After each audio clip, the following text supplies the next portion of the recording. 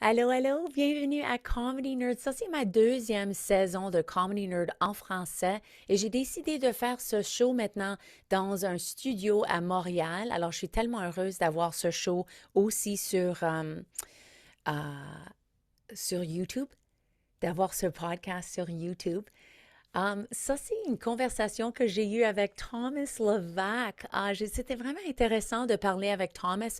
J'ai rencontré Thomas à un show que Monsieur Radi a fait à Théâtre Sainte-Catherine et on a rencontré un deuxième show de Monsieur Radi, mais après que je l'ai rencontré, j'ai commencé à écouter son podcast Thomas Levac et aussi Couple ouvert. J'étais vraiment inspirée par son podcast et ça m'a aidé aussi parce que j'apprends le français. Je réapprends mon français et je pratique mon français. Alors, c'était une bonne opportunité de travailler sur mon français. Mais c'était vraiment cool de parler avec lui. Il m'a inspiré. C'est drôle parce qu'une des choses qu'il a dit, c'est que sur l'Internet, il parle de son cœur et de ses reins. Et, um, et j'étais rein, like, isn't that kidneys? Et je l'ai demandé, j'ai dit, est-ce que tu voulais dire rein? Et il m'a dit oui, parce que j'étais comme, on n'a pas cette expression en anglais. I speak from my heart and from my kidneys. Mais lui, il était comme, non, on dit pas ça même en français, mais moi, je dis que je parle de mon cœur et de mes reins. Alors, on a un nouveau Thomas Levac idiom, c'est qu'il parle de son cœur et de ses reins. Alors, moi, je sais ça maintenant. J'ai joué hier soir et j'ai dit, oh, je vais essayer de parler de mes reins. It's kind of hard to talk from your kidneys.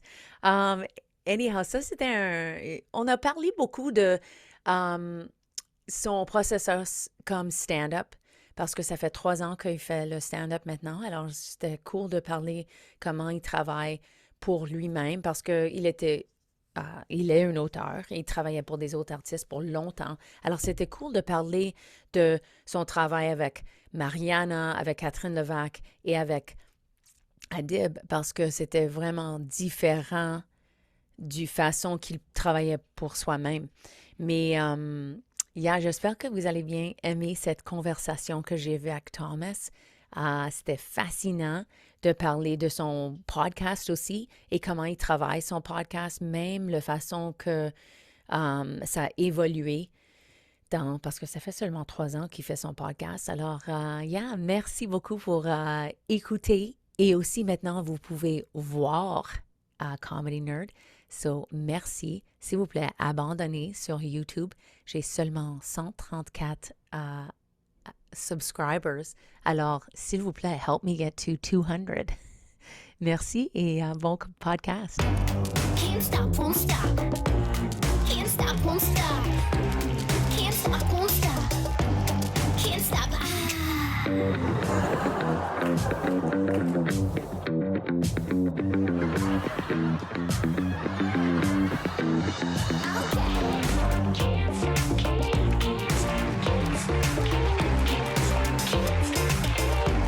Can't stop. Yeah. Je voulais te demander parce que je sais que tu as dit que l'art t'a sauvé. Mhm. Et comment est-ce que ça t'a sauvé? Je sais que je saute dedans, mais pour moi, je suis fascinée par l'idée de comment tu as trouvé l'humour et tu as trouvé l'art. Parce qu'il y avait un temps probablement que tu ne savais pas que tu étais artiste. Alors, je voulais savoir le temps que tu ne savais pas que tu étais sauvé, tu allais être sauvé de l'humour. Comment le process de trouver ça pour toi? C'est extrêmement simple. 2 éléments. Premier élément, je prenais beaucoup de drogue. Oh! Alors, j'étais drogué. Comment l'art m'a sauvé, c'est que je prenais énormément de drogue et je n'avais pas de direction. Je ne savais pas ce que je voulais faire dans la vie. Et ça, c'est comme jeune homme? Comme... Ouais, à 18-19 ans. OK. Et ce qui s'est produit, c'est que à force de consommer, à force de passer mes journées à être lendemain de veille, je m'ennuyais. Et je m'étais dit, je dois trouver une solution, je dois sortir de là. Et c'est en me concentrant sur les auditions à l'École nationale de l'humour, parce qu'au Québec, il y a une école de l'humour. Je me suis concentré sur rentrer là en tant qu'auteur. Et dès que je suis rentré là, j'ai arrêté de consommer en claquant des doigts. Dès que j'ai eu ma lettre d'acceptation, j'ai pu consommer. Et c'est pour ça que ça m'a sauvé. C'est comme j'ai réalisé rapidement dans la vie que pour pas faire de niaiserie, je dois m'occuper.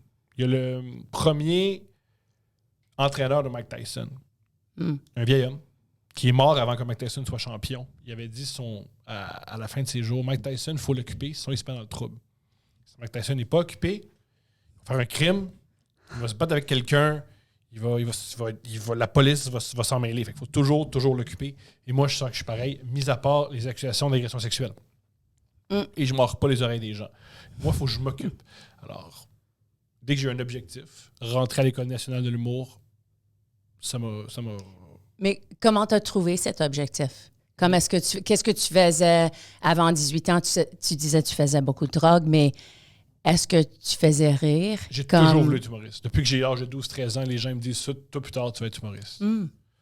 Fait que très, très tôt dans ma vie, j'ai arrêté de me concentrer à l'école, puis j'ai arrêté de m'impliquer, parce que je m'étais dit, ça sert à rien, parce que je vais être humoriste plus tard. Si j'écoute à l'école, c'est simplement pour acquérir des informations, comprendre comment écrire, comprendre comment calculer, comprendre la société, comprendre la culture dans laquelle j'évolue pour être humoriste. Mais mes notes, je comprenais pas quand on me disait « t'as coulé en maths », puis je m'en fous. Ou « t'as coulé en français ». Ouais, mais je lis bien, puis j'écris bien, je m'en fous de ma note. C'est pas important ma note. L'important, c'est que j'acquiers plein de connaissances pour être humoriste plus tard. Et qu'est-ce qui te faisait rire à ce temps-là aussi, comme quand tu avais 12 ans, 13 ans? Est-ce que tu regardais juste pour rire à la télé et disais « oh, je veux faire ça » ou est-ce que c'était quand tu faisais rire tes amis? Comme qu'est-ce que tu consumais qui te disait « je peux faire l'humour » ? Plein de sitcoms américains. J'aimais beaucoup les sitcoms américains. J'étais accro à How I Met Your Mother. Je l'écoutais à chaque lundi à CBS, je m'en souviens. J'écoutais beaucoup les cartoons américains sur Fox. J'écoutais beaucoup les Simpsons. J'écoutais beaucoup South Park. J'aimais beaucoup... aussi, on avait Télétoon en français. On avait beaucoup de cartoons traduits en français. Des trucs comme The Click. On avait South Park aussi qui était traduit en français. On avait d'autres choses, malheureusement, qui m'échappent. Sticking Around. Je me souviens aussi quand j'étais enfant, Sticking Around, c'était complètement fou. Oh, j'ai jamais vu ça, Sticking Around. C'est en anglais? C'est en anglais. Ça vient du Canada anglais, puis c'était complètement fou. Dans les années 90, au Canada, il y avait plein de séries du Canada anglais ou des séries, je pense que c'est Sinard que ça s'appelait. Puis il y avait Ned et mon Triton. Il y avait Sticking Around. Anaconda, qui était très particulier. C'est du collage. Ça ressemblait beaucoup à South Park, avant le temps. Est-ce que tu as 35 ans? 33. 33, OK. Yeah, parce que moi, j'ai 53. Alors, nous autres, c'était comme Three's Company, c'était comme The Jeffersons. Mais j'imagine que tu étais juste complètement une différente génération. How I Met Your Mother. Yeah. Ouais, How I Met Your Mother, je me rappelle, j'avais 11 ans. Et Friends, Seinfeld, tout ça? Friends, j'écoutais ça. Seinfeld, j'ai découvert plus tard parce qu'il n'y avait pas encore, c'était pas encore syndication. J'ai trippé sur Seinfeld quand c'était en syndication sur Fox québécois. J'ai fait, cette série-là est donc bien cool. Je l'ai downloadé sur Internet. Est-ce qu'il traduisait Seinfeld ou non? J'ai jamais vu en français. OK, ça serait drôle de voir Moi, ça en français. J'ai grandi avec mon meilleur ami qui est américain.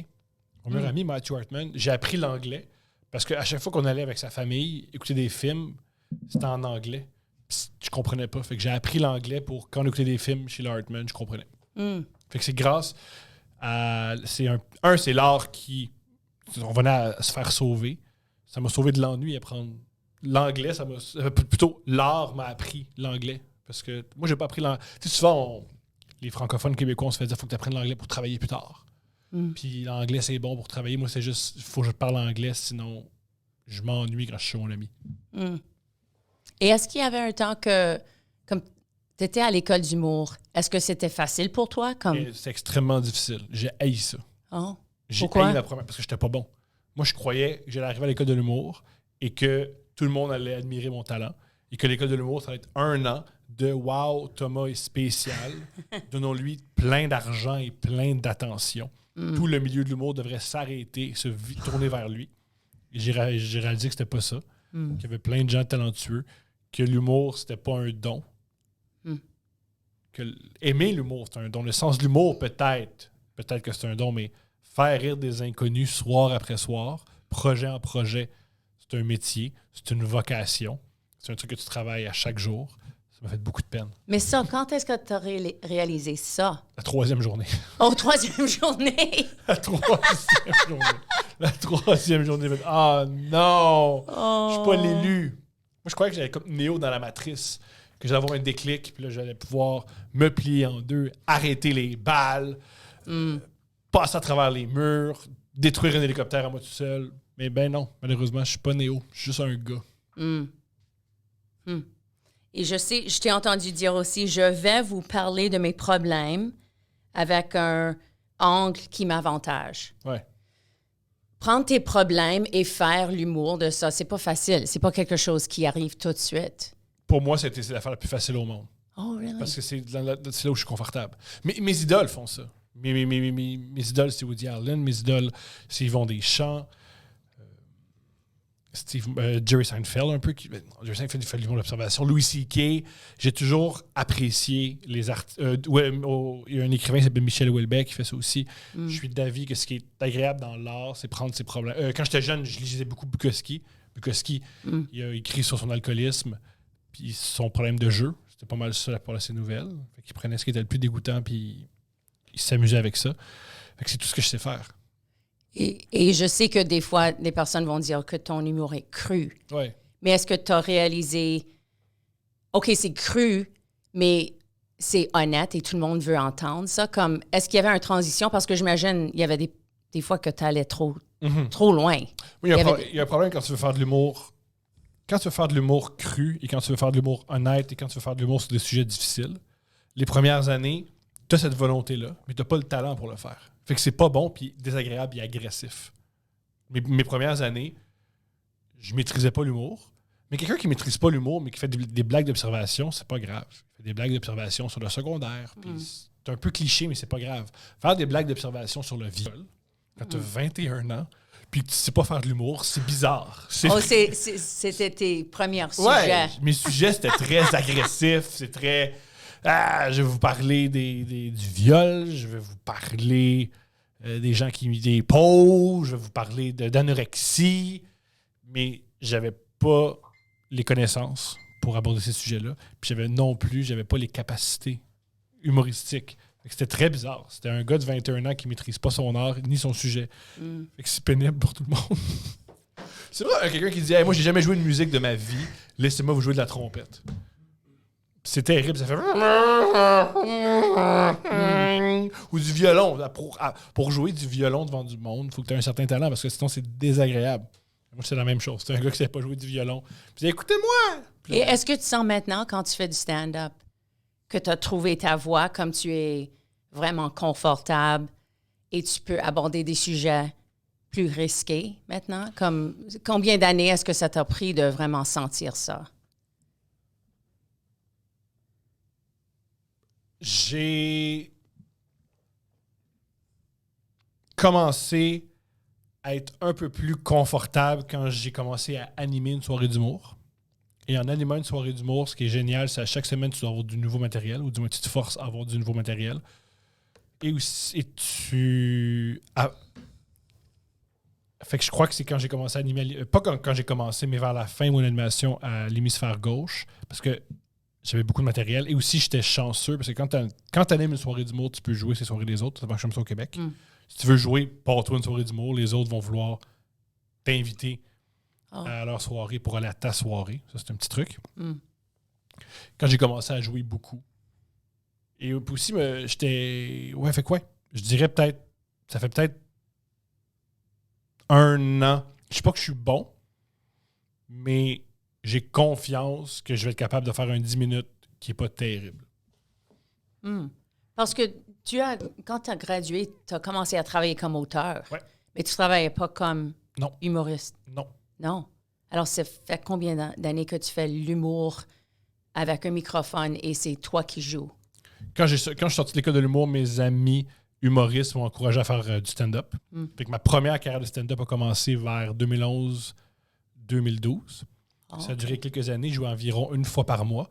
Alors, je ne mettais pas de temps là-dessus et j'avais pas beaucoup de temps de scène. Fait que j'étais terrible. J'étais terrible. Je me rappelle une fois, je suis monté sur scène. Puis j'avais un T-shirt Baywatch. Puis je disais, check mon T-shirt! Il est drôle, hein? Puis j'ai fait ça pendant 5 minutes. Oh, Mon wow. t-shirt était drôle. Ce qui est peut-être le moment de scène le plus grotesque que j'ai. Ou une fois, je suis déjà monté sur scène. J'ai un humoriste qui m'a dit, genre, je me rappelle de toi. Simon Leblanc m'a déjà dit ça.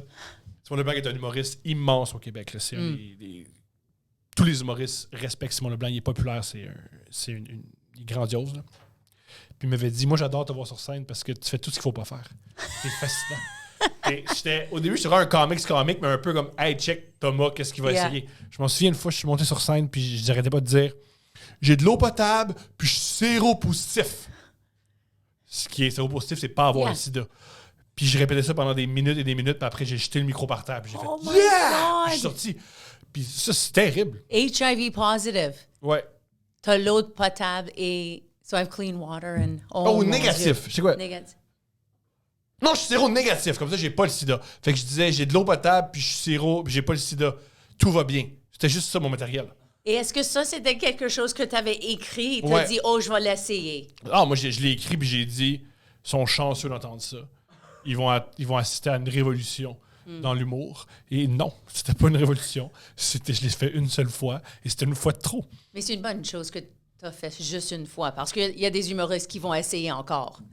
Parce que beaucoup de personnes vont dire essayez 3 fois et si ça marche pas. Ben, il y a ça marche pas et il y a un malaise désagréable. Et moi, j'atteignais des malaises désagréables. C'était pas ça marche pas, c'était il faut que quelqu'un intervienne, il faut que quelqu'un lui retire le micro. Alors, ouais. Fait que j'ai arrêté parce que, c'était pénible quand je montais sur scène pour tout le monde. Yeah. Et 2, ma carrière d'écriture a commencé à fonctionner comme du bon. Et j'ai recommencé ma carrière de stand-up quand ma carrière d'écriture ne me plaisait plus. Et comment est-ce que tu travailles, comme juste pour retourner au stand-up, quand tu travaillais à ce temps-là, est-ce que tu écrivais juste quand tu avais un show ou est-ce que tu écrivais pour toi chaque jour? J'écrivais pour moi le plus régulièrement possible. Et quand j'avais un show, au lieu de prendre les notes que j'écrivais la journée même. Fait que j'avais la pire méthode. Je faisais tout pour que ça ne fonctionne pas. Je faisais tout pour que ça ne fonctionne pas. Est-ce que tu penses que c'est un peu manque de confiance en toi aussi? Manque de connaissances. Je pense que faire quoi que ce soit, ça prend beaucoup de connaissances et je ne les avais pas. Et je m'en souviens, moi, quand ça fonctionnait, comment ça a commencé à fonctionner un peu stand-up, je m'étais dit, moi, juste faire ça. J'ai un peu d'argent de côté.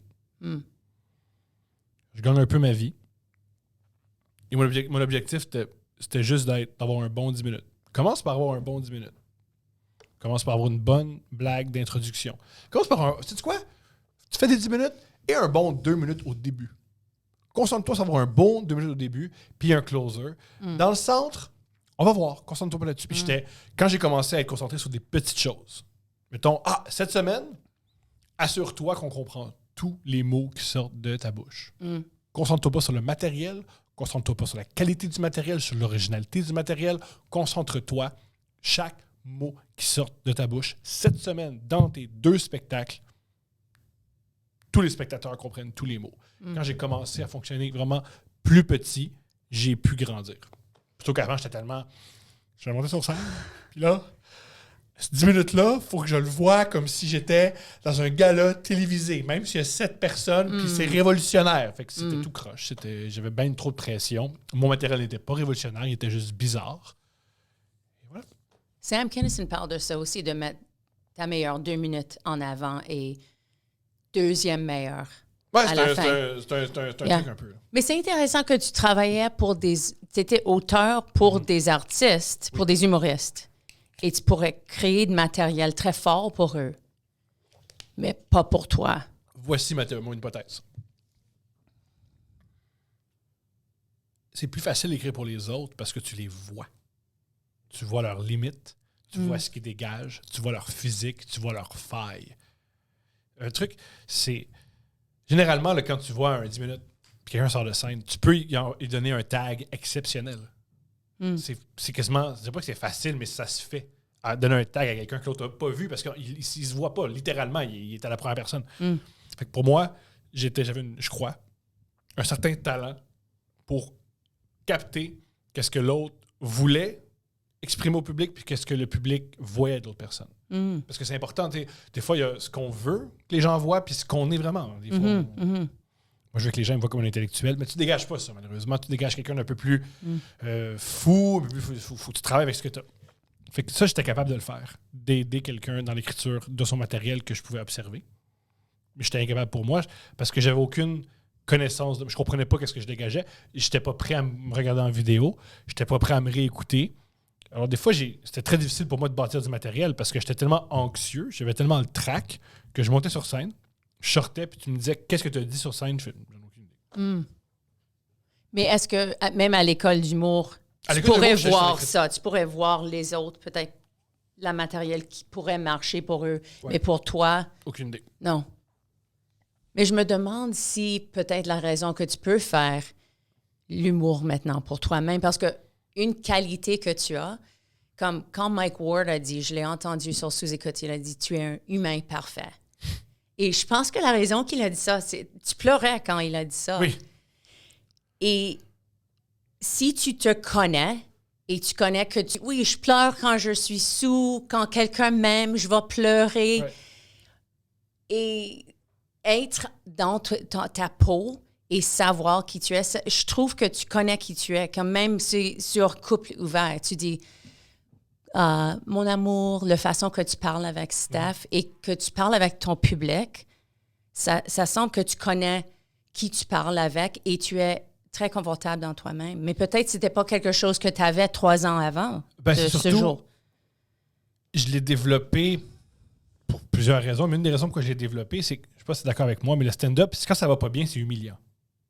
Quand tu te plantes, quand tu fais « voici mes idées », puis c'est pas bon, c'est très humiliant. Alors, ça te pousse à fouiller à l'intérieur de toi parce que tu veux plus vivre cette humiliation-là. Alors, je pense que le processus s'est accéléré parce que je voulais plus avoir l'air fou sur scène. Et le truc pour pas avoir l'air fou sur scène, c'est que tu dois te regarder franchement. Mais je pense que ça, c'est le process de trouver ta voix aussi comme humoriste. Je sais, c'est un peu cliché de dire trouver ta voix, mais pour moi, c'est vrai. Parce que je pense que tu dois être humilié. Comme je me souviens, il y avait un gars qui a fait du cocaïne. C'était comme 2 heures du matin. C'était quoi, Rachel, c'est ton tour d'aller sur scène. J'ai essayé de faire rire et le gars qui était complètement gelé a venu faire rire. Et pour moi, retourner chez moi à 3 heures du matin, j'étais comme, je suis un idiot. C'est moi qui étais supposé de faire rire. Et si tu vas encore la prochaine soirée pour travailler, pour jouer sur scène, tu es un peu folle. Et pour moi, ça c'est qu'est-ce qui m'a poussé, cette humiliation. Ça m'a poussé pour toute ma carrière, parce que même quand j'ai fait des tournées avec mes one-woman shows, il y avait des moments où j'avais des revues dans les journaux. Je me souviens, j'ai fait un show et j'avais un bomb. Un bomb. Ça, c'est comment terrible c'était. C'était une façon de... comment est-ce qu'on dit sabotage en français? Saboter. Parce que moi, je faisais des shows de clowns.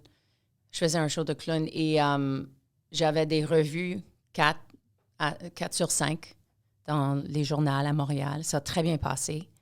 Après, je suis allée à Edmonton et je me tannais un peu du show. Alors, j'ai dit, je vais essayer de faire un personnage, Susan, au commencement du show.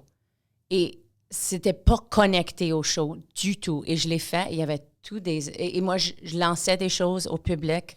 Je léchais quelqu'un. Je disais à une femme, « You're a bitch ». Et après, je travaillais pour que le public va m'aimer encore. J'insultais le public. Et c'était une soirée où ça n'a pas bien passé. Et tous les critiques étaient là. Il y avait 5 journaux là parce que j'ai travaillé avec une metteur en scène qui était très populaire, célèbre au Canada. Alors, tout le monde voulait voir « Oh, le nouveau clown, Rachel Ellie ». J'ai planté.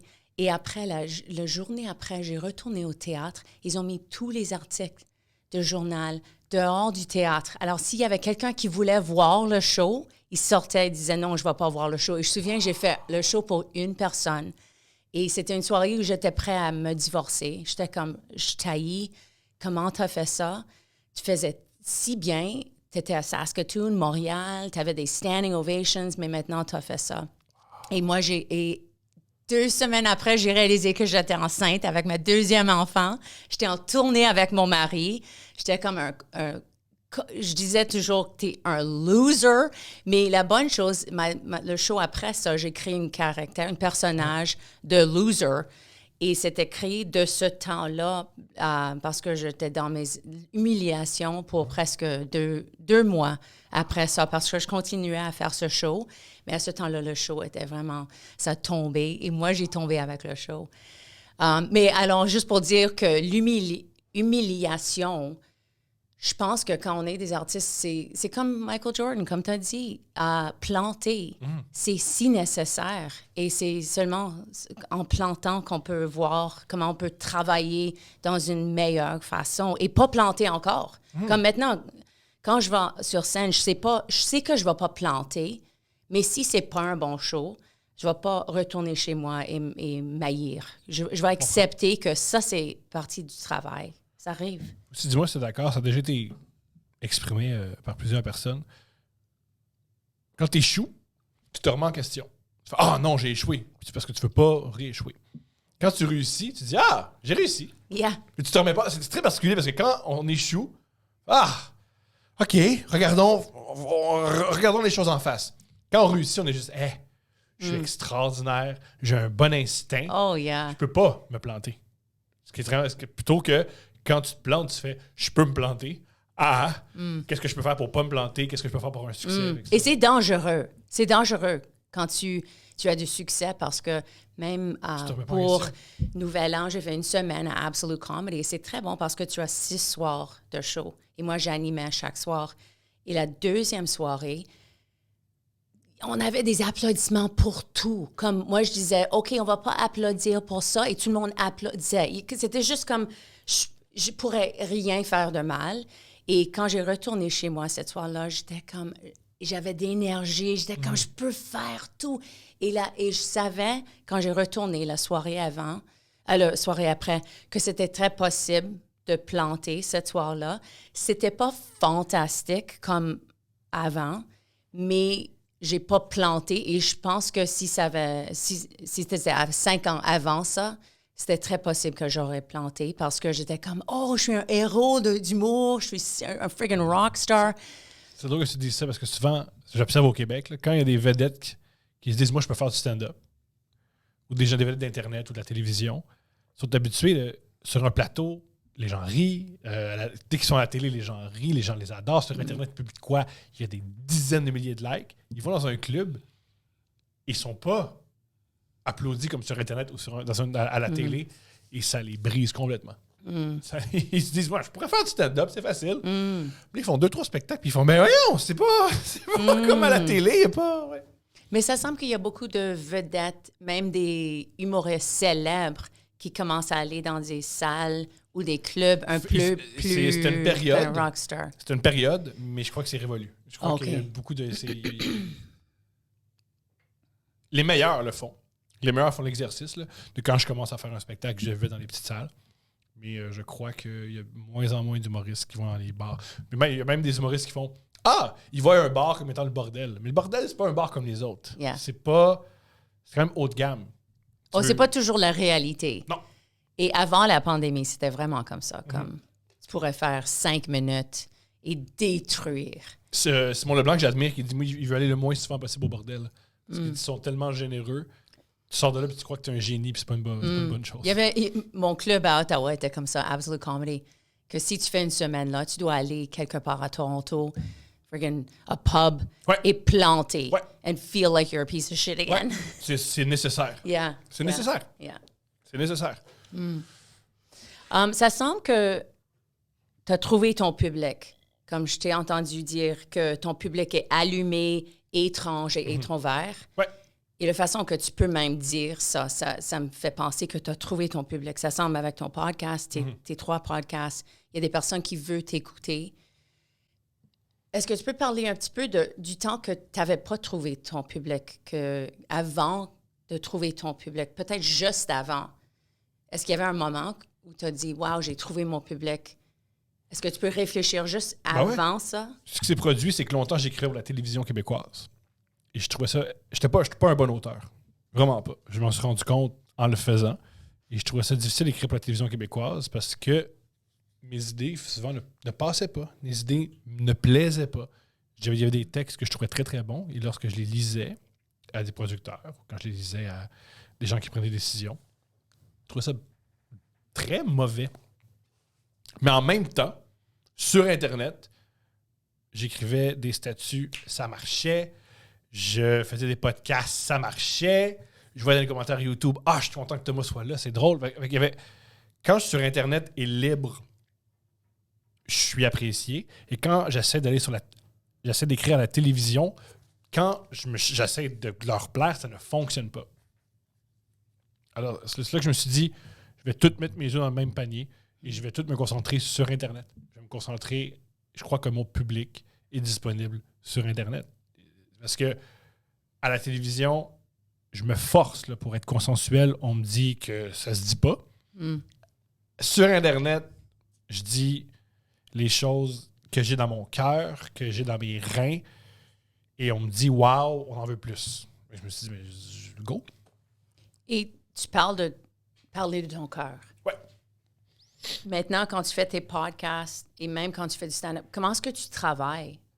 Est-ce que tu as un régime dans le matin ou le soir où tu écris, où tu mets tes idées sur papier? Est-ce que tu travailles sur un ordinateur? Comment est-ce que tu travailles comme auteur pour toi-même maintenant?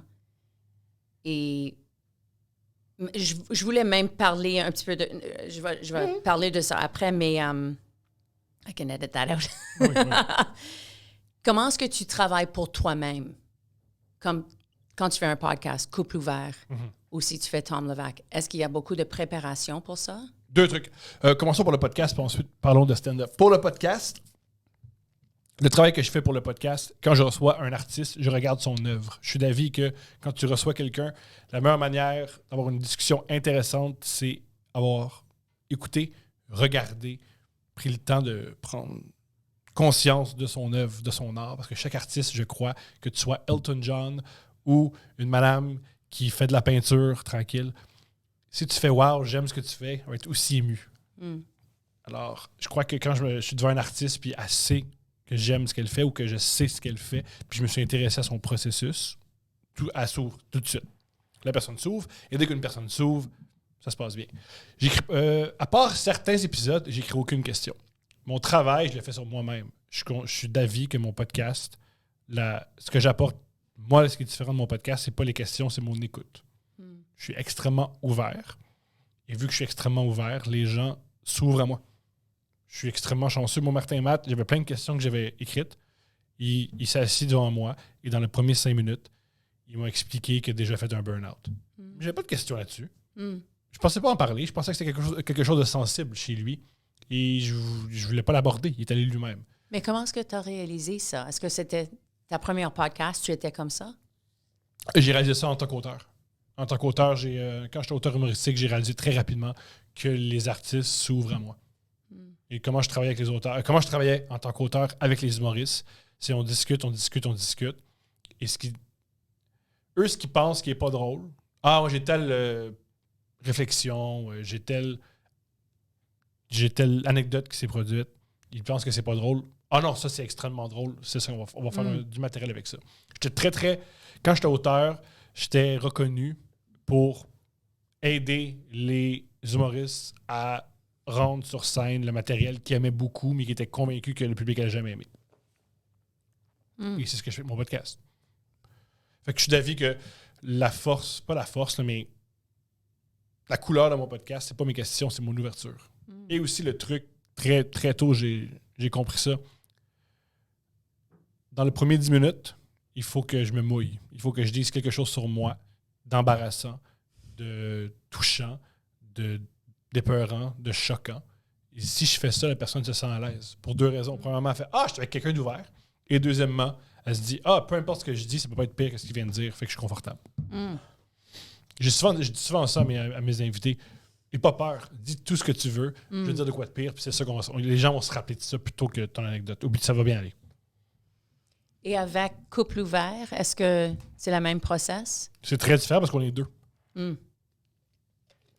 Fait que, premièrement, le truc qu'on passe plus de temps le truc sur lequel on passe plus de temps, c'est l'introduction de Steph et moi. Ça, on en parle beaucoup. Notre intro, comique. Et pour l'entrevue, t'écoutes l'autre personne.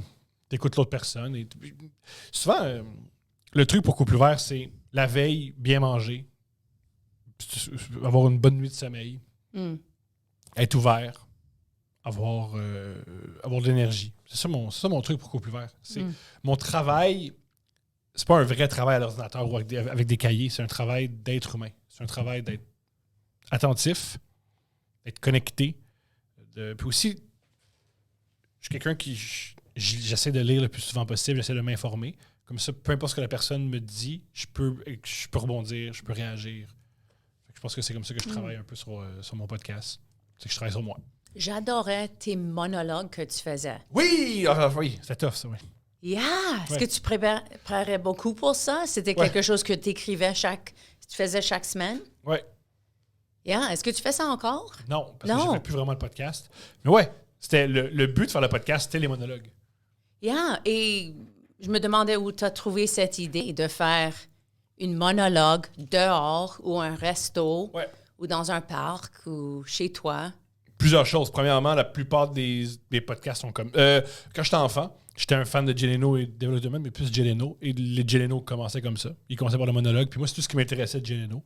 Une entrevue avec une actrice d'un drama à CBS que j'écoute pas. À quoi bon? Ce que j'aimais, c'était l'intro. Fait qu'il y a ça que je voulais reproduire. Ensuite, sur YouTube, il y a beaucoup de parler directement à la caméra. Assez intéressant. Fait que j'ai voulu faire un amalgame des deux. Drôle, mais pas punché au quart de tour, mais pas non plus ennuyant. Mais pas non plus trop. Je veux pas non plus faire une conférence, puis d'inspirer, puis... Parce que tu l'as fait en 2019. Ouais. Qu'est-ce qui se passait juste avant ça, que tu as décidé, je dois faire un podcast, je vais faire chaque semaine, et je veux cet invité chaque semaine, je vais choisir cette personne. J'avais une soirée d'humour. Je me suis dit, je veux être bon en stand-up. Pour être bon en stand-up, ça prend une soirée d'humour. Pour une soirée d'humour, ça prend des gens en soirée d'humour, parce que s'il n'y a pas des gens en soirée d'humour, elle va mourir. Comment je peux attirer des spectateurs dans ma soirée d'humour?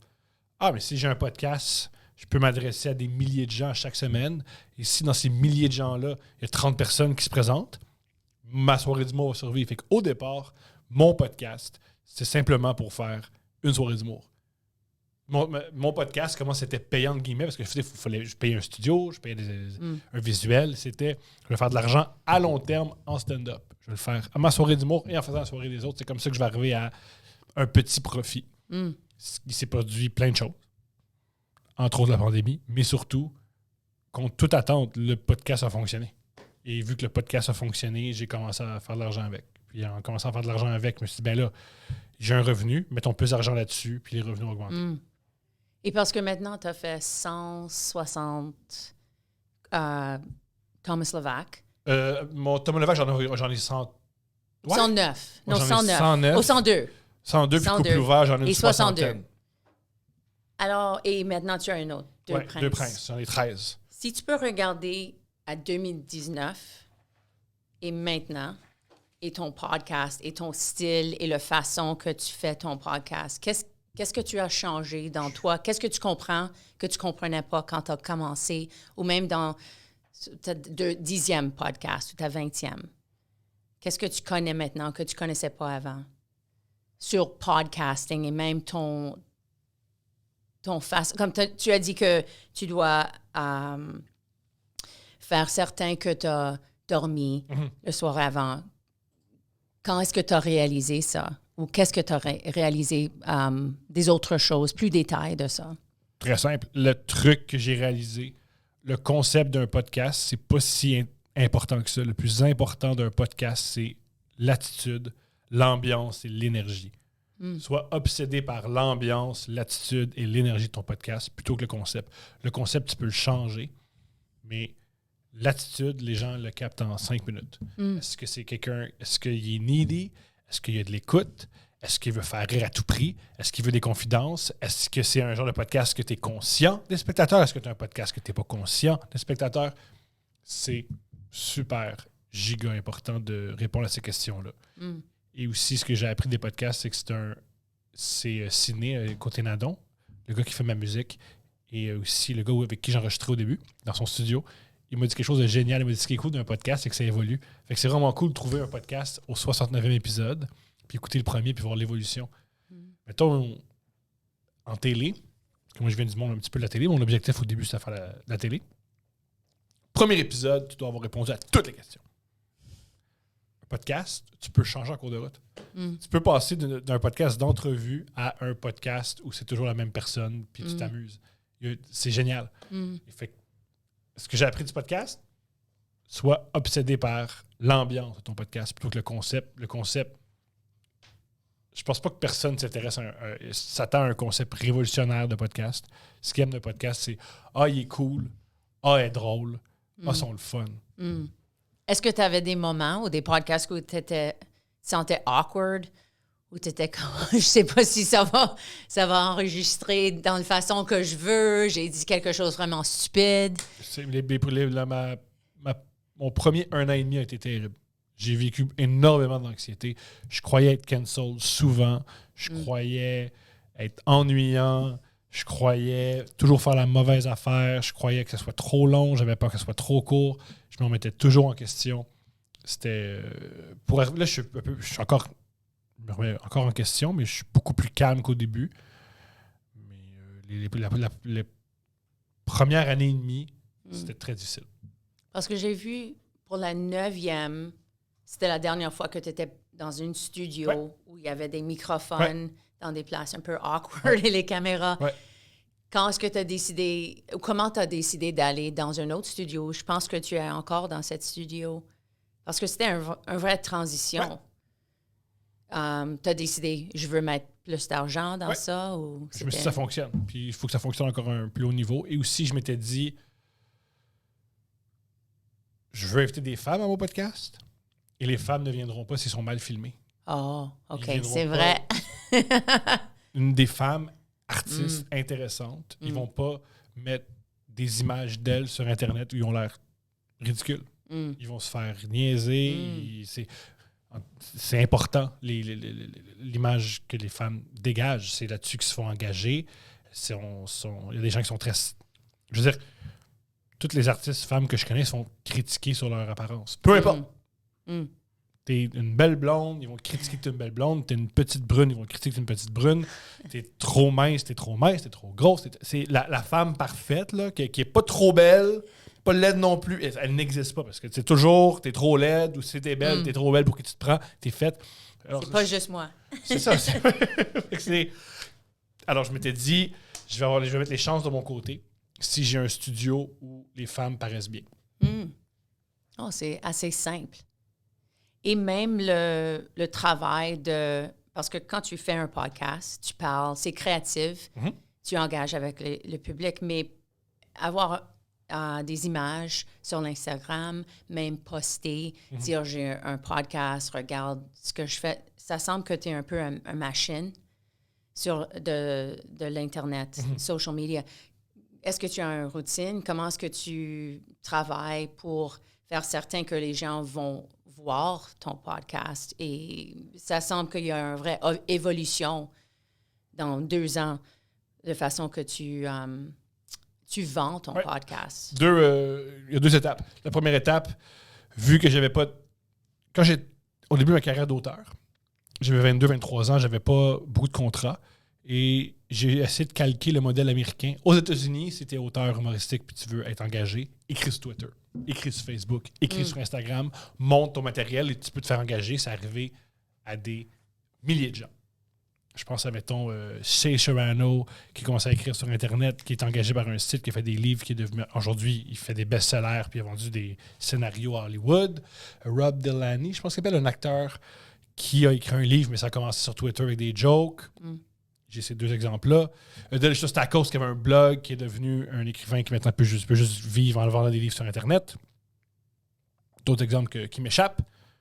C'est aussi Darcy Wilder, que j'ai découvert sur Internet, puis que son livre... je me suis dit, faire ça. Le problème, c'est que moi, ce qui s'est produit, c'est plus j'écrivais sur Internet, plus je me développais un style.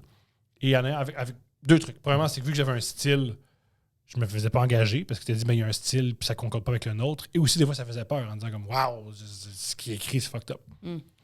Alors, ça fait au moins 5 ans que j'écris Là, j'ai ralenti, là, mais à une époque, peut-être pendant 2 ans, 3 ans, j'écrivais 3 blagues sur Internet par jour que je publiais, toujours, que je me forçais. C'est comme ça que j'ai développé, un peu comme en stand-up, il faut que tu fasses stand-up devant des gens pour savoir. Mais moi, pour savoir si j'étais drôle juste sur le papier, il fallait que je le fasse sur Internet pour avoir une réaction. C'est comme ça que j'ai développé mon style. Fait que j'ai commencé comme ça. Là, ce qui est arrivé, c'est que j'ai rencontré ma blonde, Stéphanie Vandelac, avec qui je fais couple ouvert. Elle, c'est une as du marketing. Quand je l'ai rencontrée puis j'ai commencé à avoir un podcast, elle m'a dit, tu devrais avoir ton podcast parce que ton talent puis mon talent de marketing, ça peut juste marcher. Je dis pas que tu vas être le plus grand podcast de l'histoire de l'humanité, mais ça va donner quelque chose.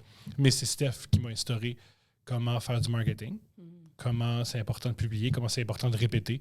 Et je crois que avec déjà ma petite communauté que j'ai sur Internet, les gens qui sont abonnés à moi, plus le cerveau à Steph, ça donne ça.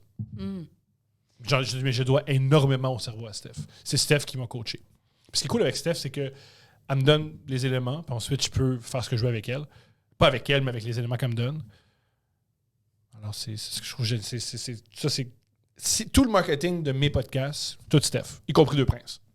Mais tu le fais ou Steph le fait ou vous faisiez ensemble? Je fais tout, même coach. Je fais tout, elle me dit quoi faire. Puis ensuite, je fais got it, let's go. Okay. C'est ma coach, vraiment. Et est-ce que tu fais comme, OK, lundi, mardi, je fais ça, vendredi, je fais ça? Ou est-ce que. C'est rendu dans. C'est drôle parce que je ne l'ai pas écrit, mais je sais exactement, comme je sais qu'aujourd'hui, mais c'est jeudi. Jeudi, c'est la seule journée que je n'ai pas à mettre de podcast en ligne en tant que Patreon ou en tant que public. Alors, je dois mettre un extrait. J'ai tout ça, je sais comment mettre mes extraits. Est-ce que tu peux même partager un petit peu les détails de ta semaine? Ça me fait plaisir. Yeah. Là, on commence à lundi. Lundi, c'est le sous-écoute est diffusé le dimanche soir. Donc, pour la majorité des gens, l'écoutent le lundi matin. Mais rien de public le lundi parce que sous-écoute est trop puissant. Les gens préfèrent écouter sous-écoute. Je me suis dit, moi, lundi, back off. Ce que je mets lundi, c'est sur Patreon, Deux Princes. La raison pourquoi je fais ça, c'est parce que on part la semaine. Fait que les gens sont contents de partir. Les gens qui sont pas juste, ils ont un sous-écoute et ils ont moi. Et j'ai avec moi Philippe Audrey de la rue Saint-Jacques, qui est une giga personne, un artiste de talent, puis il est très populaire. Fait que ça peut quand même compenser avec pas aussi gros sous-écoute, mais pas pire. Mais c'est pas public. Parce que c'est important d'avoir des clics. Tu n'auras pas de clics, par contre, tu peux avoir certains abonnés Patreon. Je fais ça le lundi. Le lundi, vu que j'ai mis un truc sur Patreon de Deux Princes, je dois avoir un extrait sur YouTube à partir de 9h le matin qui roule. À 9h le matin, j'ai un extrait de Deux Princes. En passant, il faut mentionner que mes Patreons sont en onde à 6h le matin. Comme ça, je peux autant intercepter les gens qui travaillent très, très, très tôt, les agriculteurs, les gens qui travaillent sur la route. Dès à 6h du matin, ils peuvent le mettre dans leur char. C'est très important, si tu mets de quoi en ligne. Mais là, moi, ça me fait rire, les gens qui mettent un podcast à 15h. Les gens, le podcast, c'est un truc que tu fais quand tu travailles. Ça accompagne autre chose. Mais là, 5h du matin, 4h du matin, 7h le matin, très tôt pour les travailleurs. Fait que je fais ça le lundi. Le lundi, il y a 2 trucs. Sur Instagram, sur YouTube et sur Facebook, j'ai tout d'abord une annonce que j'ai un nouveau podcast avec Philippe Audrey. Mais c'est pas assez une annonce. Ça me prend un extrait. Le meilleur extrait, c'est tout le temps le lundi. Le meilleur extrait de Deux Princes, c'est le lundi. Ça, c'est lundi. Le lendemain, sur Patreon, j'ai couple ouvert. Alors, je mets sur mes réseaux sociaux la photo de l'invité sur Instagram, sur Facebook et sur YouTube, Instagram et Facebook. Je mets un extrait de couple ouvert, l'extrait le plus fort. Pour dire, hey, j'ai un nouveau couple ouvert, s'il te plaît, abonne-toi. Le lendemain, mercredi, c'est Deux Princes public. C'est les Deux Princes gratuits. Je mets un Deux Princes gratuit. Let's go, écoutez ça. Vers midi. Généralement, les mercredis, je ne mets pas d'extrait parce que je veux que mes clics YouTube, ça soit sur mon épisode. Le lendemain, le jeudi, je mets un extrait de Couple ouvert. Et vendredi, je mets un épisode de Couple ouvert public. Et entre ça, je mets des extraits de mes 3 podcasts pour alimenter les abonnés Patreon.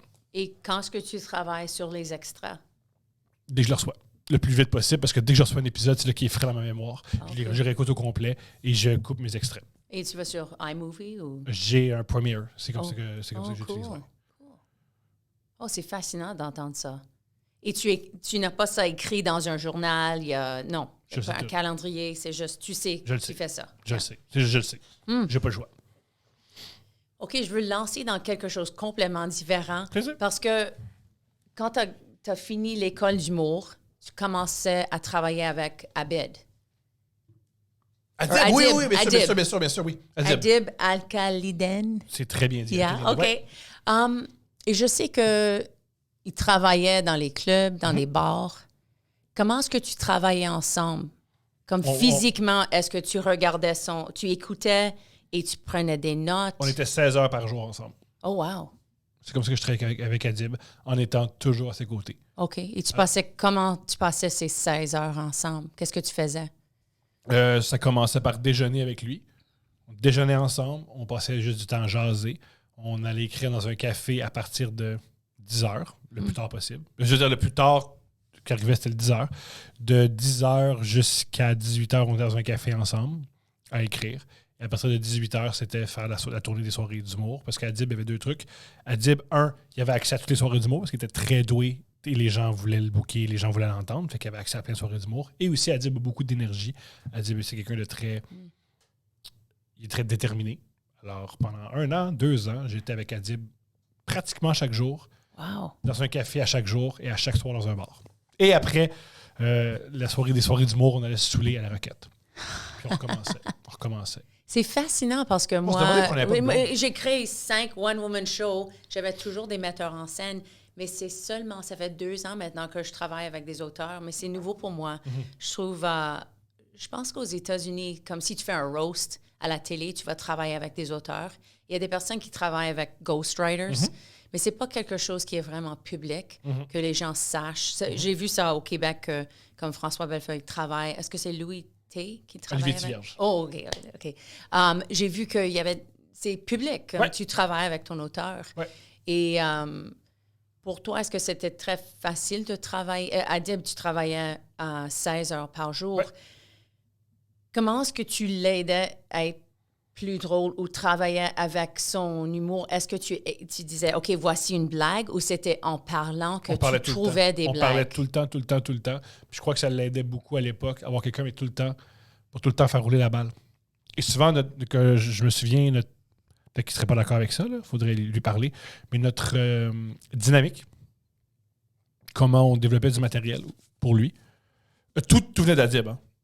Adib, c'est un grand créatif, un grand créateur. Il est autant musicien, metteur en scène, humoriste, acteur. Oh oui, j'ai écouté son album, son CD, c'était incroyable. Je suis plus dans sa vie, puis il est aussi meilleur. Il n'y a pas besoin de moi, mais à l'époque, c'est comme ça qu'on collaborait. Là. Notre dynamique, c'était qu'il y avait tout le temps un qui était sérieux, puis l'autre niaisait. Alors, il y avait une idée. Un était sérieux, l'autre niaisait. Puis c'est comme ça qu'on développait. Fait que souvent, ce qui était cool, parce que le matériel d'Adib n'est jamais tout à fait intellectuel, et là, l'important, c'est l'idée. Puis il n'est jamais tout à fait loufoque. C'est la force d'Adib. Il y a tout le temps un mélange entre les deux. C'est pour ça qu'Adib, on l'aime autant. Tu as vraiment l'impression que tu parles à un ami super... C'est ton ami super intelligent, Adib. C'est ton ami brillant qui est capable de prendre des idées très, très, très pointues, les rendre accessibles. C'est la force d'Adib. Fait que souvent, je me souviens, il y avait un numéro sur les gens qui corrigent les fautes sur Internet. Que tu écris une faute sur Internet, puis la dynamique. Et moi, j'étais très, très, très sérieux, puis j'y parlais de ça. Puis lui, il déconnait avec ça. Il disait comme moi, je sais pas si tu le sais, Adib, il y a l'expression de nazi de grammaire. Puis c'est comme la nazi de grammaire, ça veut dire qu'il y a des casques bleus, puis il déconnait avec ça. Moi, j'étais très sérieux, puis lui, il déconnait, puis c'est comme ça que le numéro s'est construit. Ou il y a d'autres fois où c'était lui qui était plutôt sérieux, puis moi, j'aimerais parler de ce sujet-là est très important pour moi. Puis moi, j'ai envoyé des niaiseries, puis c'est comme ça qu'il développait. Mais comment... Je pense que la raison pour comment notre dynamique, c'est qu'on adorait converser ensemble. Et dans ces conversations-là, ça poussait sa réflexion, puis ces réflexions-là se retrouvaient sur scène. Et après ça, tu as travaillé avec Catherine Levac. Oui. Comment est-ce que c'était différent, j'imagine, mais est-ce que tu peux décrire la process pour toi et comment c'était différent? Adib et Catherine ont des processus très différents. Autant... Ce qui était cool avec Adib, c'est qu'on passait beaucoup de temps ensemble. Ce qui s'est produit avec Catherine, c'est que Catherine, le show était écrit à 98%. Et elle m'a invité à la fin pour ajouter quelques blagues. Fait qu'à la fin, j'ai fait ce qu'on appelle du sniping, c'est-à-dire que je suis allé voir plein de spectacles de Catherine, puis j'y pitchais des jokes, des idées, et c'est comme ça que le matériel, on a eu quelques réunions, mais comment je fonctionnais avec Catherine, c'était tout le temps l'avoir en show et faire, je crois que cette blague-là, précisément à tel endroit, ça va donner du souffle, et c'est ce que je faisais. Mais je dois mentionner que le travail a été fait en amont par elle et David Bocage, mais surtout par elle, parce qu'elle a beaucoup de force, Catherine, avant tout. La force de Catherine, c'est l'écriture. L'écriture de Catherine est époustouflante. Le plus fou de Catherine, là, c'est ses premières versions.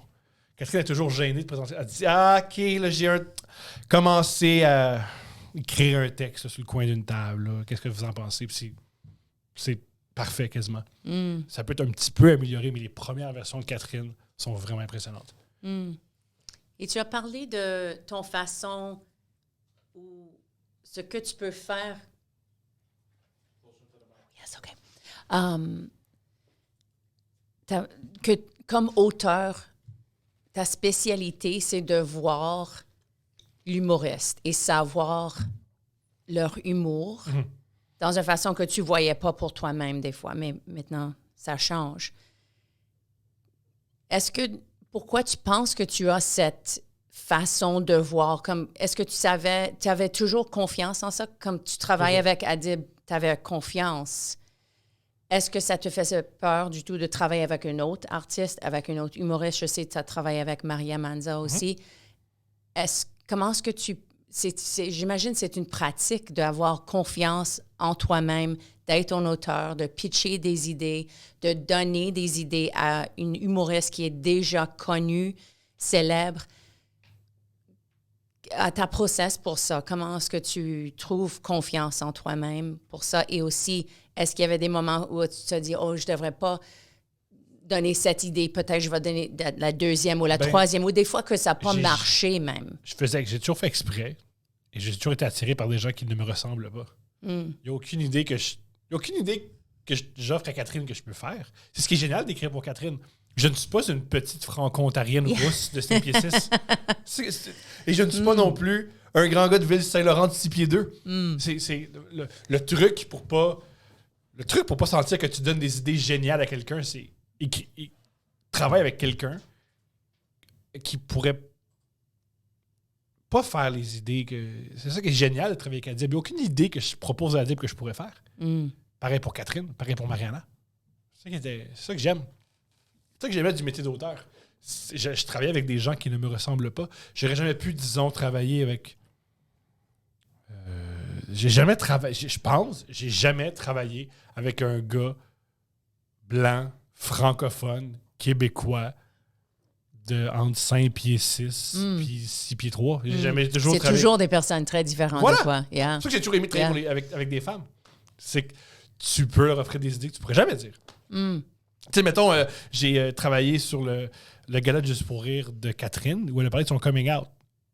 Ben, je vais te donner toutes les jokes. Je sais pas c'est quoi, mais je suis hétéro. Je ferai jamais de coming out. Fait que go! Pour moi, c'est le truc pour... Écris pas avec une personne qui te ressemble. Et ça me fait mourir de rire quand je vois un humoriste et je vois son équipe, puis c'est juste des clones. Mais ils vont jamais t'offrir des idées surprenantes. Jamais. Je veux dire, si moi je commence à écrire, mon auteur, peut-être que ça sera un haïtien de 22 ans. Tu veux une perspective différente. Tu veux pas un gars qui te ressemble. Tu veux du monde dans... Je trouve ça m'a toujours fait rire quand tu vois, quand tu rentres dans une loge, le metteur en scène et les auteurs et l'humoriste, c'est la même personne avec du linge différent. Et quand tu as travaillé avec Mariana, comment était la process pour toi? J'ai calqué ce que je faisais avec Adib, mais avec Mariana. La différence, c'est que j'étais beaucoup... Oui, c'est ça, la même chose. 16 heures par jour? Non, c'est vrai, j'étais moins...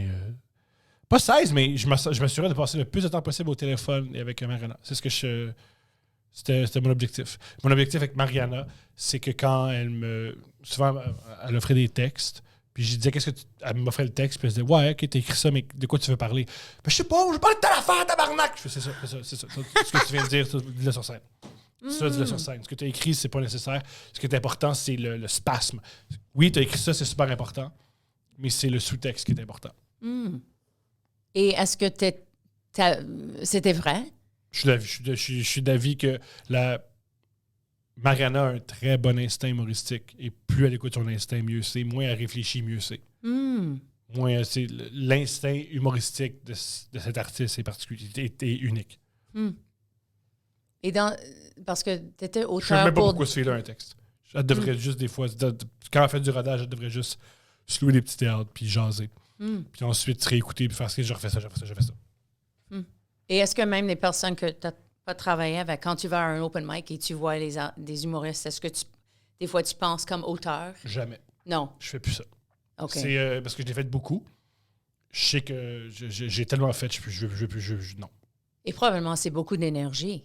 Non! Parce que tu travaillais pour des autres personnes, mais si tu commences à travailler sur ton humour Ah, le plus tough, et c'est ton pas trop- personnalité. c'est surtout. Le plus tough, c'est pas trouver des jokes. Le plus tough, c'est les aborder. Puis trouver le bon moment. Puis c'est ça ce que je trouve le plus difficile. Fait que des fois, je pense à des jokes, le manque dans mon cahier, je me fais rire, puis c'est fini. Mais maintenant, tu fais stand-up. Ouais. Alors, est-ce que tu te regardes et tu dis, oh, si tu fais ça, tu vas faire rire? Est-ce que tu comprends toi-même la façon que tu comprends Catherine, tu comprends Adib, tu comprends Mariana? Où es-tu maintenant dans Thomas Levac? Parce que ça semble quand tu fais ton podcast, tu te comprends. Tu es toi-même. Comment est-ce que c'est quand tu joues Je change avec souvent. des blagues? Je suis d'avis quand je suis très jeune en tant qu'humoriste. Pas mon âge, là, mais l'âge que j'ai passé. Peut-être un humoriste. Je pense que plus tu vieillis, plus tu deviens un meilleur humoriste. Là, tu te remets toujours en question. Je suis très, très, très, très jeune. Alors, je ne sais pas encore. Puis ce qui est le fun en ce moment de me suivre, c'est que je change. Il y a des moments où je criais beaucoup. Il y a d'autres moments où je chuchote. Il y a des moments où je bouge beaucoup. Alors, souvent, moi, ce que je fais, c'est... Avant, j'ai arrêté, mais j'ai recommencé. Ce que je fais maintenant, c'est que je regarde le spectacle au complet. Surtout parce que j'ai la chance souvent de faire... Vu que j'ai un nom sur Internet, quand je suis sur un spectacle, je suis à la fin. Pas parce que je suis meilleur, c'est pas une question, c'est juste que je suis souvent... Vu que j'ai quelques abonnés Instagram, je préfère me mettre à la fin. Fait que j'adore regarder le spectacle au complet et faire, OK, voici tout ce que j'ai vu, maintenant comment je peux me démarquer. Ah! Il y a beaucoup parlé de relations amoureuses. Peut-être pas parler de relations amoureuses de cette manière. Fait que je me compare beaucoup aux autres et je crois que c'est nécessaire parce que tu veux pas être un humoriste parmi tant d'autres dans une soirée d'humour. Et aussi, il y a tellement de one-man show. Tu veux pas être... Ah! Ça, tous les humoristes le font, ce numéro-là. Là. Tout le monde le numéro, c'était l'affaire. Faut que Fait que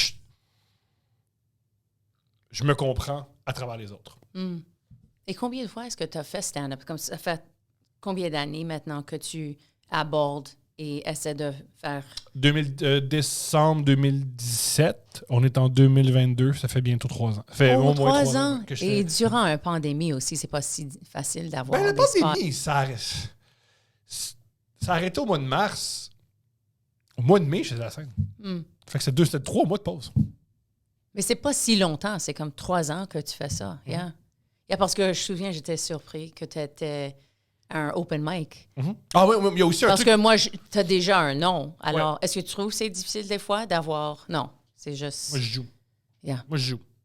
Je joue. J'adore dans la même soirée faire un open mic. Je me rappelle, il y a une soirée où j'ai fait... je pense que le dernier soir où j'ai joué, j'ai fait une soirée en anglais, bilingue, mais je pense que c'était le seul francophone. Et après, je suis allé à une soirée dans Verdun, très bien coté. J'aime ça faire les deux. Je crois qu'il faut faire les deux. C'est drôle parce que quand je t'ai rencontré, je pensais que tu étais un peu le bad boy de humour au Québec, mais je pense que c'était parce que tu étais un open mic. Alors, je pensais, oh, il est célèbre, mais il veut aller au open mic et peut-être il veut pas jouer à des autres shows. Mais non, c'était parce que tu veux jouer, tu veux pratiquer, tu veux avoir l'opportunité de parler en avant d'un public. Puis je l'ai observé chez d'autres. Si tu fais juste jouer devant ton propre public et dans des conditions optimales, tu vas perdre ton edge. Il faut que tu joues dans toutes les circonstances. Comme j'ai appris, moi, je suis un grand fan de basket. Les joueurs de basket ont plein de petites ligues dont personne ne parle. Fait qu'ils vont jouer dans des ligues où les fautes sont moins appelées, où ils vont pratiquer. Il faut que tu joues dans plein de circonstances. Pour moi, quand j'ai commencé en français, j'ai réalisé que je dois venir à Montréal tout le temps pour travailler.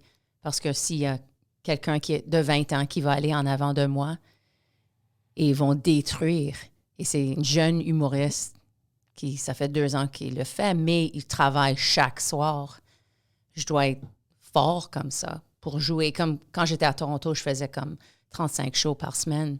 Quand j'habitais là, ça fait 6 ans que je suis en Ottawa. Mais je jouais tout le temps. Alors, j'étais toujours solide en anglais. Mais quand on commence dans une autre langue, c'est complètement différent. Non, c'est même pas le même rythme, c'est pas la même culture. Ça doit être complètement fou. La même confiance aussi, parce que tu dois te dire, corrige-moi si je me trompe, tu dois à chaque fois te dire, j'ai utilisé le bon mot? Est-ce que je me suis trompé? Il rit. Est-ce qu'il rit parce que ma joke est drôle ou j'ai dit un mot sexuel sans m'en rendre compte? Puis, oh, yeah, exactement. Baiser, bisous. J'ai réalisé, c'est vraiment différent. J'ai bisou avec mon mari. Quoi. Yeah, exactement. Et je savais pas aussi parce que Mike Patterson est quelqu'un qui peut... s'il trompe et fait des erreurs, on rit. Ouais. Mais pour moi, je pense que je suis dans le milieu de ça, que je dois toujours améliorer mon français pour que... Parce que quand... C'est comme... le gars de Londres qui... Jimmy Carr? No, hashtag franglais. Okay. What's his name? Bref. Oh, he's British, but he lives in France. Mais il dit... tout le monde pense qu'il est con, mais c'est juste parce que... français, c'est sa deuxième langue. Ça me fait mourir de rire que les accents, on les trouve stupides quand ils ont 2 langues! Juste un accent, c'est qu'ils maîtrisent une langue que toi, tu maîtrises pas. Ça me fait mourir de rire. Oh, et maintenant, je réalise beaucoup de fois quand des personnes ne veulent pas parler avec moi en anglais, c'est pas une insulte. C'est juste parce qu'ils ne parlent pas anglais. Comme quand j'essaye en français, je dis, OK, c'est pas tout le monde va essayer comme moi. Mais dernièrement, je voulais te demander, parce que je sais que tu parles beaucoup d'être une extrovert, mais aussi introverte, comme vraiment les deux. Tu joues avec les deux, mais tu es vraiment une introverte. Comment est-ce que, parce que je sais que tu as un bébé maintenant de 2 ans, tu es dans une relation avec Steph. Je t'ai entendu dire des blagues qu'il y avait un temps qu'il y avait 11 femmes qui avaient les clés de ton appartement. Ouais. J'imagine ta vie a vraiment changé maintenant. Tu es dans un coco familial. Ouais. Et comment ça va? Et comment est-ce que tu trouves ça te change un petit peu comme humain et comme humoriste même et comme auteur? J'ai trouvé ça extraordinaire d'avoir un enfant parce que c'est la première fois de ma vie que je ne sens pas de pression. J'ai toujours senti dans tout ce que j'ai entrepris dans ma vie que il y a des attentes. Je dois réussir, je ne peux pas me planter. Ce qui est génial avec un enfant, c'est que tu fais ce que tu veux. J'ai senti pour la première fois quelqu'un m'aimait de manière inconditionnelle. Puis tout ce que ma fille me demande, c'est la présence, que je l'écoute, que je la regarde. Ça me calme énormément. Aussi, en ayant l'amour de cette petite fille-là, puis aussi de ma femme, là, Stéphanie, cet amour-là est tellement fort, tellement puissant, j'ai moins besoin de l'amour d'inconnu. Alors, je peux être moi-même sur scène, parce que si vous ne m'aimez pas, je reviens dans un endroit rempli d'amour. Avant, j'étais « Oh mon Dieu, cette personne-là ne m'aime pas, je vais m'assurer qu'elle m'aime. Je vais comprendre qu'est-ce qu'elle aime, puis l'être tout de suite. » Ou l'inverse. « Ah ouais, tu m'aimes pas, je vais m'arranger que tu m'aimes pour vrai. » Puis maintenant. Alors, ça me permet d'être moi-même. Parce que l'amour de ma femme et ces petites filles-là m'apaise. Et je sais que ton enfance n'était pas vraiment facile, que tu as perdu ta mère. Oui. Mon enfant, oui. Est-ce que ça te donne un différent sentiment avec ton enfant et ta femme aussi? 2 trucs. Il y a le truc positif et le truc négatif, il faut que je travaille. Le truc positif, c'est que c'est important pour moi qu'elle ait 2 parents. Parce que je sais c'est quoi vivre une famille monoparentale. Et ça crée un vide intersidéral. Ça crée un vide que je pourrais jamais combler. Fait que ça, c'est pas un vide agréable. On peut travailler, mais c'est un vide horrible. Je veux jamais que cette petite fille-là vive ça. Personne ne mérite ça. Ça, c'est le truc positif. Fait que je vais toujours m'assurer d'être là, toujours m'assurer d'avoir un bon rapport avec elle. Donc, c'est ce que je promets ça. Je peux me tromper. Là. Le truc négatif. M'amener, je vais avoir de la difficulté à connecter avec elle. Parce qu'il y a des moments où j'ai peur. J'ai des moments où quand on va avoir 5, 6, 7 ans, où on va pleurer, où je vais me dire pourquoi elle pleure à 2 parents. Moi, j'ai vraiment souffert. Il faut pas que je tombe là-dedans. Il faut pas que je tombe avec ma fille en disant « T'as rien vécu. Ta mère, es-tu morte, toi? T'as-tu géré la dépression de ton père? » Je peux pas faire vivre ça à ma fille. Elle va se refermer sur elle. Elle va avoir peur de m'exprimer certains trucs. Elle va me dire « Je peux pas dire ça à papa. C'est papa, lui, a vraiment souffert, pas moi. Je veux pas y faire vivre ça. » Puis c'est injuste. Je veux dire, je peux pas faire vivre ça pour un petit être. Je veux dire, pas parce que moi, j'ai vécu quelque chose que je trouve injuste que moi, je vais le faire vivre. Elle n'est pas responsable de ça. Alors, je dois faire attention à ne pas... J'ai le temps des fois où elle pleure, puis je fais comme... Elle pleure à son âge, là. Ma mère a développé un cancer, puis ça n'a pas de sens. T'sais. Je peux pas y faire vivre ça. Je dois travailler là-dessus maintenant. Et quand ils sont des ados aussi, ça continue. Le travail continue Toujours. comme ça.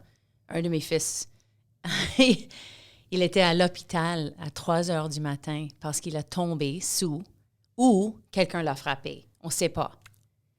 Et pour moi, je suis comme, OK, moi, j'ai tombé sous quand j'avais 18 ans aussi, mais moi, mes parents étaient divorcés, j'étais élevée par des loups. Moi, j'ai une excuse. Mais toi, tes parents t'adorent. Et il m'a pas même appelé. Il m'a appelé le soirée après. Alors, je trouve que le travail continue toujours. Mais si tu sais que le travail doit arriver, tu es dans une bonne forme maintenant parce que tu penses à ça. Oui. Parce que je pense qu'il y a beaucoup de parents qui ne pensent pas à ça du tout. Et après, quand ton fils ou ta fille est 13 ans, 14 ans, 15 ans, commence à sortir le soir, ça devient un peu plus difficile. Moi, c'est particulier parce que c'est... On vit un couvre-feu aujourd'hui au Québec. Il y a un couvre-feu. De ma vie, c'est la première fois que j'ai un couvre-feu. Ce que le gouvernement nous impose, mon père ne me l'imposait même pas. Fait que moi, j'ai hâte de voir à l'adolescence, parce que c'est une chicane que je vive avec. On va avoir pas des chicanes ou des discussions que je vais avoir avec Steph. Steph est habitué à un cadre puis une autorité. Puis moi, j'ai eu aucun cadre. Moi, mon père me disait, tu peux faire ce que tu veux. Par contre, si tu te fais pogner à faire un crime, ben, t'es niaiseux, puis tu vas t'arranger tout ça. C'était très particulier, mon éducation. C'était très... J'ai hâte de voir le... Mais les gens qui n'avaient pas de discipline voulaient discipline. Mon père était haïtien, alors il était très strict. Mais mes amis qui pourraient sortir comme ça, je pense qu'eux autres, ils ne savaient pas au moment qu'ils voulaient un peu de strict. Mais pour moi, c'était trop strict. Je comprends. Et je pense que c'est toujours balance. Ouais. Yeah. Cool. Yeah, j'ai adoré ça. Well, merci. Plaisir. Woohoo. We did it.